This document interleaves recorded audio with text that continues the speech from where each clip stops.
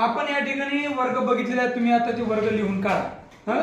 त्यानंतर बघा तुम्हाला अतिशय महत्त्वाचा घटक आहे, तुम्हाला 1 to 100 पर्यंत संख्या माहिती आहे का?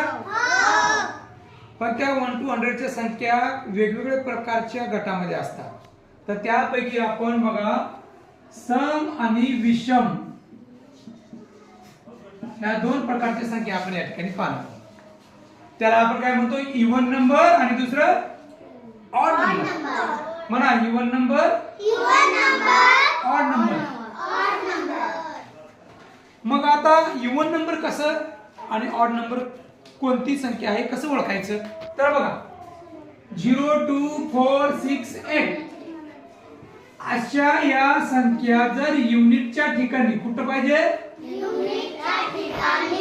असेल त्या सगळ्या संख्या काय असणार आहे, सम संख्या.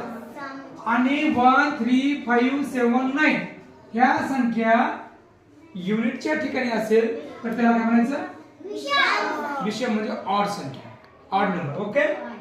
तर इथं बघा एकदा परत, म्हणजे सम संख्या आणि विषम संख्या ओळखण्यासाठी ही एक टेक्निक तुम्हाला आहे, बरोबर आहे. स्थानिक किंमत आपण मराठीत म्हणतो, बरोबर आहे. प्रत्येक संख्येला स्थान असते की नाही? कुठली संख्या बघा, कुठली संख्या घ्या, या प्रत्येकाला स्थान आहे की नाही? स्थान, त्याला आपण साध्या भाषेमध्ये घर म्हणतो आहे ना. हा कोणता घर आहे? युनिट. याला मराठीत काय म्हणू? एकक. हा कोणता घर आहे? याला कोणता मराठीत काय म्हणू?